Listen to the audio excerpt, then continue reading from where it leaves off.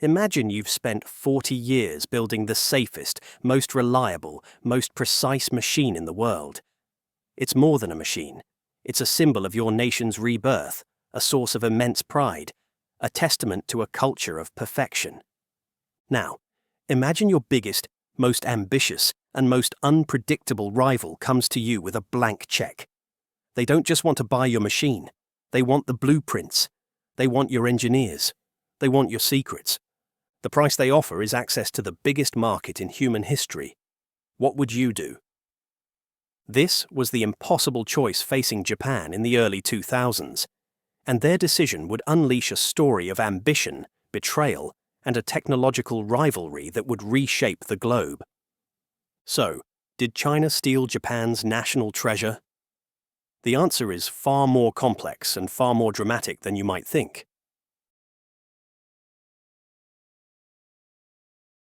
To understand this story, you have to go back to the turn of the millennium. China was a nation in a hurry. For 2 decades, its economy had been on a tear, posting average annual GDP growth that exceeded 9%.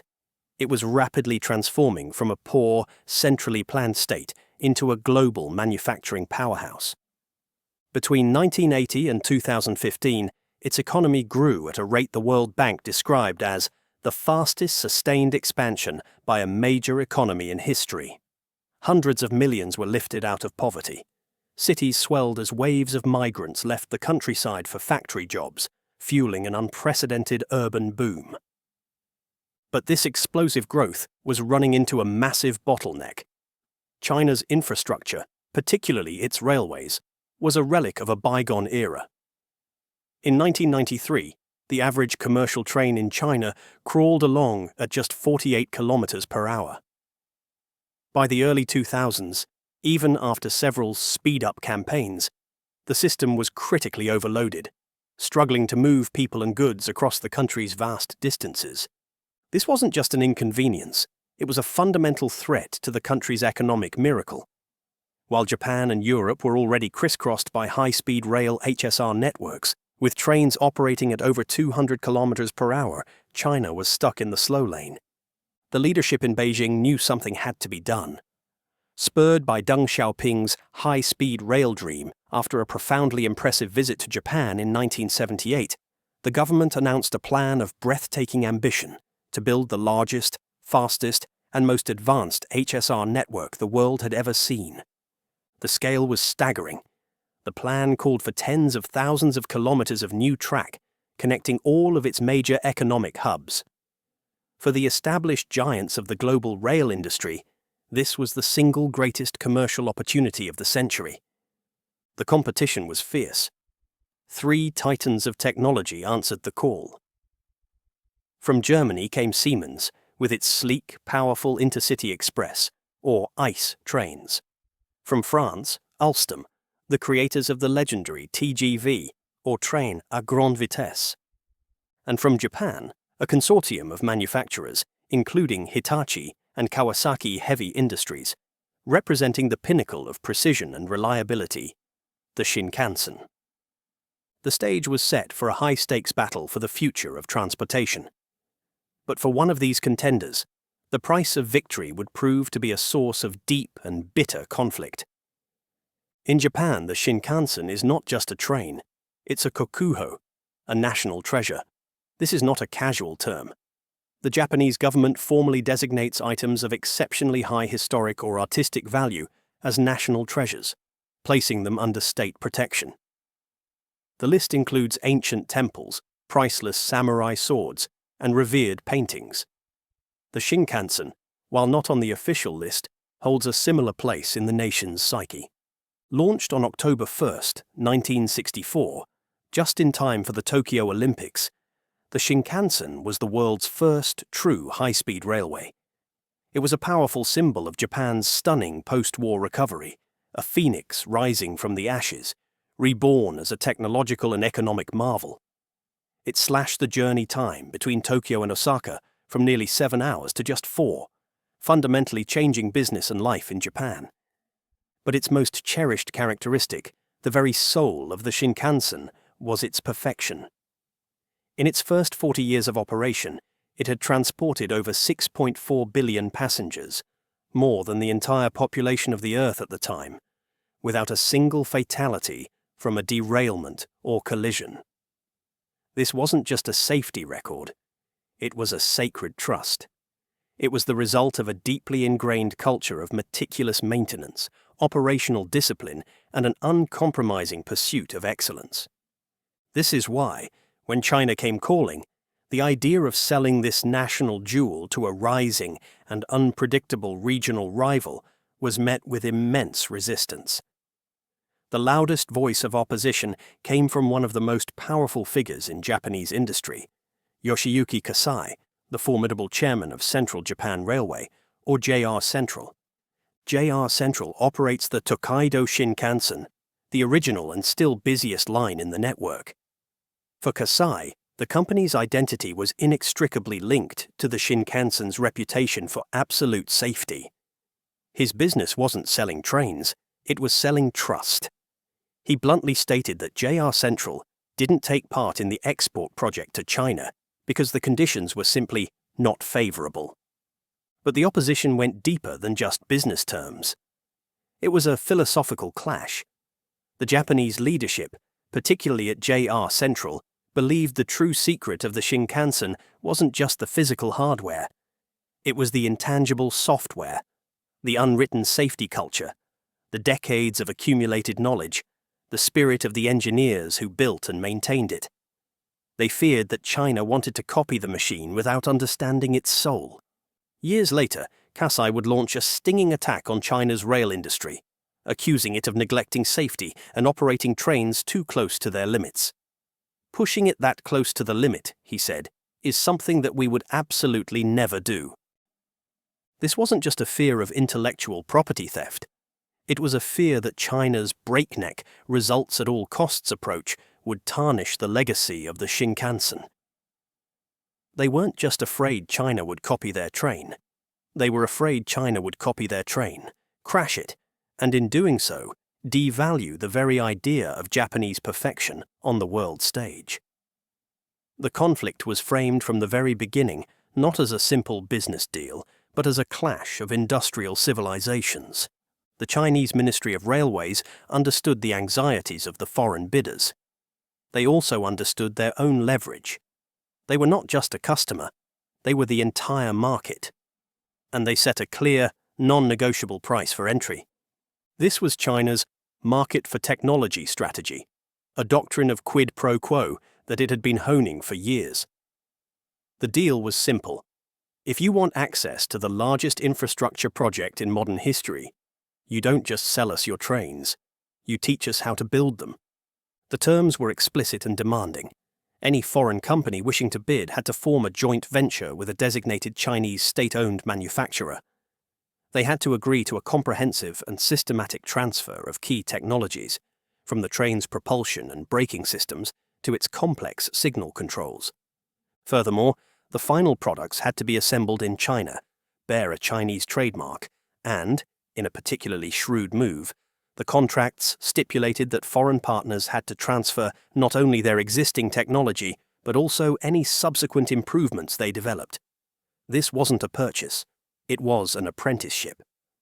China was paying the world's best companies to build their future competition. The strategy was a masterclass in turning a position of technological weakness into one of supreme strategic leverage. China's leaders knew that the global HSR market was small and that a contract of this magnitude was a once-in-a-generation prize. They also knew that the bidders, Siemens, Alstom and Kawasaki, were fierce rivals. This created a classic prisoner's dilemma. If one company refused the harsh tech transfer terms, another would surely accept them to gain an unbeatable foothold in the market of the future. The fear of being left out was more powerful than the fear of giving away secrets. Germany's Siemens learned this the hard way. In the first round of bidding in 2004, they held out, demanding a higher price and offering less technology. They were summarily shut out, receiving no contracts. The shock was immediate.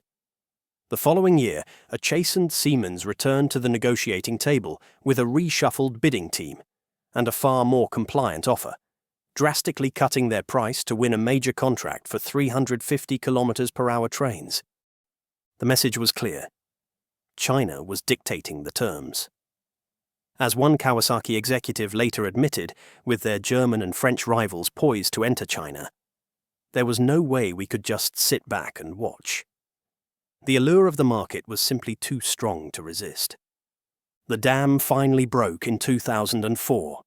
A Japanese consortium, led by Kawasaki Heavy Industries, made the pivotal and deeply controversial decision to agree to China's terms. While JR Central remained defiantly on the sidelines, Kawasaki and its partners saw an opportunity they couldn't afford to miss. The deal was a landmark.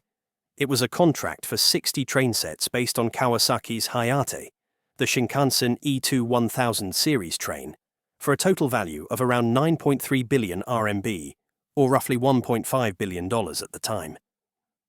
The contract laid out a meticulously structured plan for localization, the very model of the market for technology policy in action. The first 3 trains would be built in Japan and delivered fully assembled. The next 6 would be shipped as knocked-down kits to be assembled in China. The final 51 trains would be manufactured entirely in China by their joint venture partner, the state-owned CSR Qingdao Xifang Locomotive and Rolling Stock Co., using the transferred technology. The decision sent shockwaves through Japanese industry. Other major players, like Hitachi and Nippon Sharyo, had initially refused to participate, objecting to the aggressive technology transfer demands. Kawasaki's move was seen by the hardliners as a capitulation, a betrayal of the national interest for corporate gain. But for Kawasaki, it was a calculated risk. They were entering a market of unparalleled scale, and the contract included millions of dollars in licensing fees for each new technology deal. At this point, everything was legal. A contract was signed, money was exchanged. But a seed of profound mistrust had been planted. The Japanese believed they had sold a license for domestic production. China, however, had just acquired the foundation for a global empire.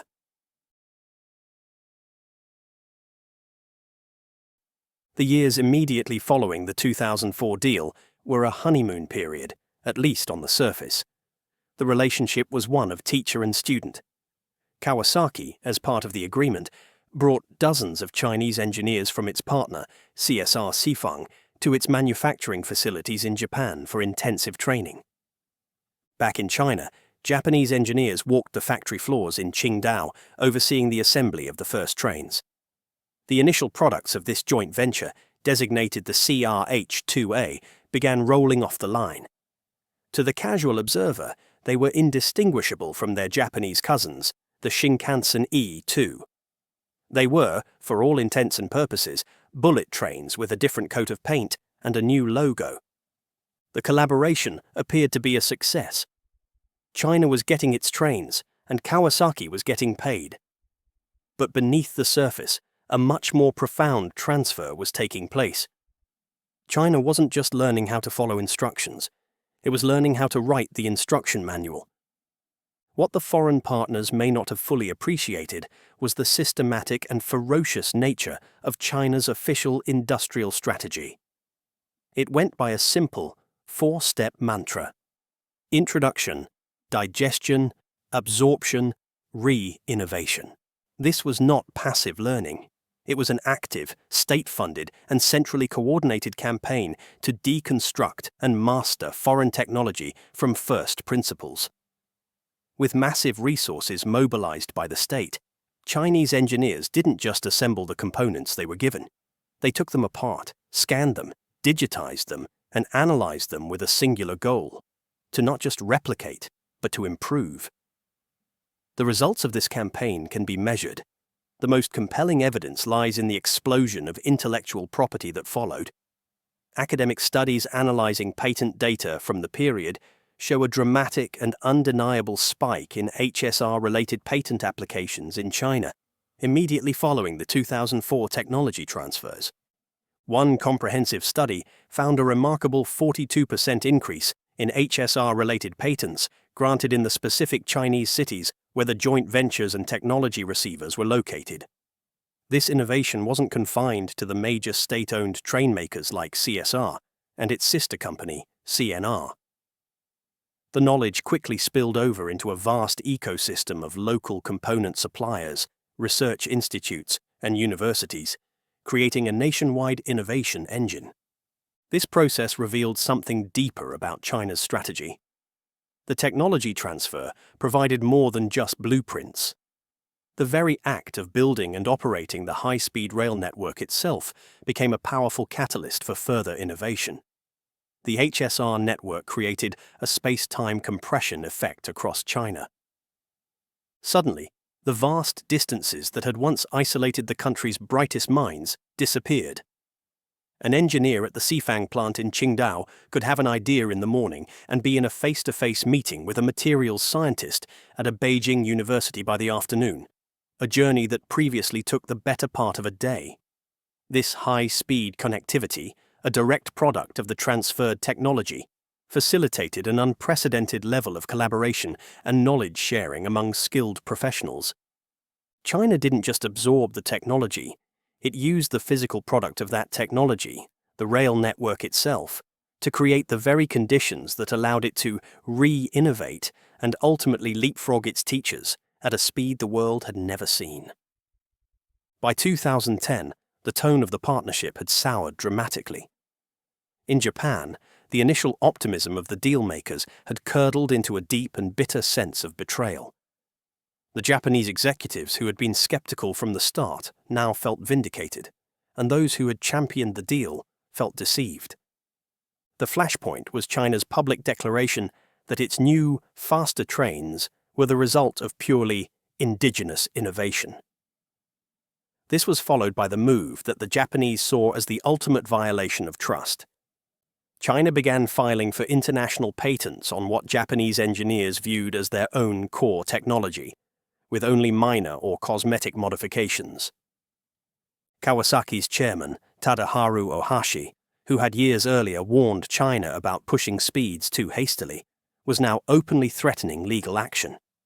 He reminded the world that the original contract explicitly stated the technology was for use exclusively within China. The patent filings were a clear signal that China had no intention of honoring that understanding. Behind the scenes, the language was even more blunt. A senior Kawasaki executive, speaking anonymously to the media, called China's claims of originality nothing but deceitful propaganda. He lamented, "How are you supposed to fight rivals when they have your technology and their cost base is so much lower?" JR Central's Yoshiyuki Kasai, the staunchest opponent of the deal from day one, now felt his worst fears had been realized.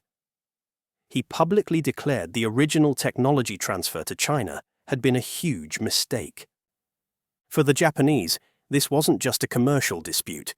It was a violation of the spirit of the contract. They believed they had entered into a partnership, a relationship built on a degree of mutual trust. China, it seemed, had viewed it as a purely transactional acquisition of knowledge, with no obligations beyond the letter of the law. The student was not only graduating, but was now preparing to put the teacher out of business. China, for its part, met the Japanese accusations with a mix of indignation and pride. They argued that they had legally acquired a baseline technology, paid for it, and then invested immense resources, intellectual capital, and engineering effort to improve upon it significantly. Wang Yongping, a spokesman for the Ministry of Railways, publicly dismissed the Japanese complaints as a sign of a fragile state of mind and a lack of confidence. He declared that the Japanese Shinkansen and the new Chinese trains were on two different levels, and that China had developed its systems through its own innovations. While the rhetoric was bold, the Chinese could point to genuine, quantifiable engineering achievements to back up their claims of re-innovation. These were not merely cosmetic changes. First, there was speed. The original Japanese E2 series trains were designed for speeds around 275 km per hour. China's new CRH-380A trains were being tested and operated at sustained speeds of 350 km per hour, with a designed top speed of 380 km per hour. This was a significant leap in performance. Second, they had made tangible improvements to aerodynamics. By redesigning the nose cone and streamlining the train's body, Chinese engineers achieved a greater than 15% reduction in air resistance compared to the original Japanese design, a critical factor for efficiency and stability at higher speeds. But perhaps the most impressive and technically significant innovation was in the train's stability and safety systems, particularly the bogies, the complex assemblies of wheels, axles, and suspension that sit beneath the carriages. A key metric for HSR safety is the derailment factor, a measure of a train's stability on the tracks. According to Chinese data, the CRH-2 train, based directly on the Japanese design, had a derailment factor of 0.73. The new indigenously developed CRH-380A had a derailment factor of just 0.13. This was a massive improvement, a quantifiable leap in engineering that demonstrated a deep understanding and mastery of the underlying physics. China wasn't just copying, they were learning, adapting, and in some areas, genuinely innovating. They had transformed from student to a formidable competitor. On the evening of July 23, 2011, at the height of the intellectual property dispute, the narrative took a dark and tragic turn. Near the city of Wenzhou, a bullet train, D3115, was traveling on a viaduct when it lost power, reportedly after being struck by lightning during a severe thunderstorm. It came to a dead stop on the tracks. Minutes later, a second train, D301, traveling on the same line, slammed into the rear of the stationary train at high speed. The impact was catastrophic. 4 carriages of the second train derailed and plunged more than 20 meters to the ground below. In the end, 40 people were killed and over 190 were injured. The immediate cause of the crash was quickly identified as a fatal flaw in the signaling system. A signal device, which was based on European technology, not Japanese, had malfunctioned after the lightning strike, failing to indicate that the track ahead was occupied. This technical failure was compounded by a series of critical management failures that allowed the second train to proceed into the danger zone. But the story that captured the world's attention was not the crash itself, but the deeply disturbing aftermath. In the hours following the collision, with rescue efforts still underway, Chinese authorities made a shocking decision. They brought in excavators and began burying the wrecked train carriages in large pits dug at the crash site. The official explanation was that this was necessary to make way for rescue equipment.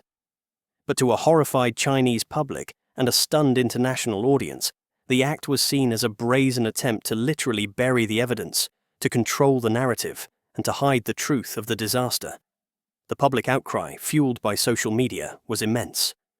The Wenzhou crash and the clumsy cover-up that followed became the single most powerful piece of evidence for the Japanese and Western argument against China's HSR model. It perfectly crystallized the hardware versus soul dichotomy that figures like Yoshiyuki Kasai had warned about for years. For Japan, this was the ultimate validation of their fears. It was proof that China's obsession with speed, its rush to claim indigenous innovation, and its dismissal of foreign warnings had come at the ultimate cost. The hasty burial of the carriages was seen globally as the action of an authoritarian system incapable of the transparency and accountability required to run a truly safe high-speed rail network. The tragedy armed Japan with an unbeatable argument for all future HSR competitions. It allowed them to frame the choice for any country looking to build a new line not simply as Japanese train versus Chinese train, but as a fundamental choice between proven safety and reckless speed. This brings us back to the central question. Was this a heist? Did China steal Japan's national treasure? The answer, like the story itself, is nuanced. It depends entirely on how you define the crime. If we look at it through a purely legal lens, the answer is likely no. China did not break into Kawasaki's headquarters and steal blueprints in the middle of the night. They entered into legally binding contracts with willing corporate partners, including Kawasaki, Alstom, and Siemens. They paid billions of dollars for licenses to use and manufacture the technology. From a contractual standpoint, the initial transfer was legitimate. However, if we look at the act through a strategic and ethical lens, the picture becomes much murkier. The Japanese consortium, particularly Kawasaki, entered the deal with the explicit understanding, written into the contracts, that the technology was for use exclusively within China. They saw it as a partnership to help China build its domestic network. China's actions, rapidly filing international patents, rebranding the technology as entirely their own, and immediately preparing to export it in direct competition with their former teachers, were seen as a profound violation of the spirit, if not the letter, of that partnership. It was a betrayal of the trust that underpins such massive international collaborations. So, the heist was not of the technology itself, but of a competitive future. It was a strategic appropriation of an entire technological ecosystem, executed with ruthless efficiency under the cover of legal agreements. China used the West's and Japan's own corporate hunger for market access to have them willingly hand over the keys to the kingdom. The fallout from this saga created a new global reality. The world of high-speed rail was now a battlefield, with two clear Asian superpowers vying for dominance.